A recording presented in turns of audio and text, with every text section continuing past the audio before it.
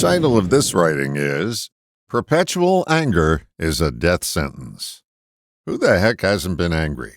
We've all experienced the feeling we call anger, but have we noticed the damage it causes when it's our constant state? I first heard the notion that anger sits on top of sadness from my friend Jerry Stocking. How profound an observation that is. Below the visible anger is a sadness that hasn't been noticed or fully felt. Our sadness drives our anger, and we don't even recognize that we're sad. That's sad.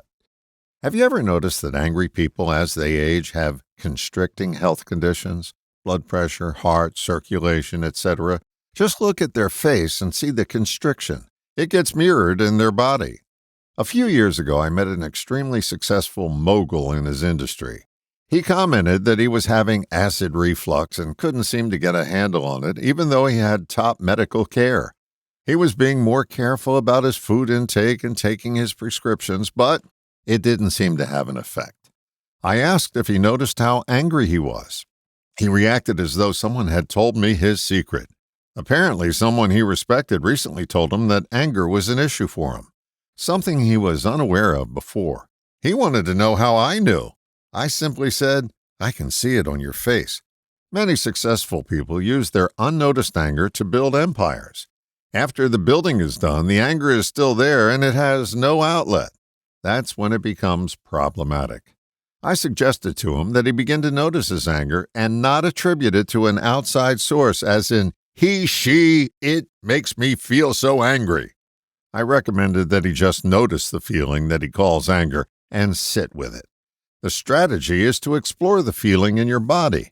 Find out where it shows up for you and just sit with that feeling. Let it roll around. That doesn't mean to talk to yourself about it. It means to feel those sensations.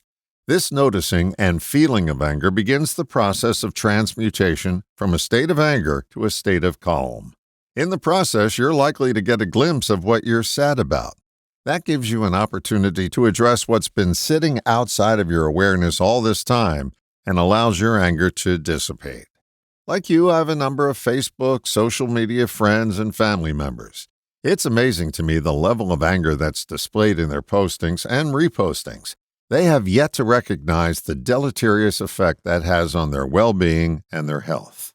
They may believe that's getting their anger out there. I submit that it's just perpetuating the anger that's in there.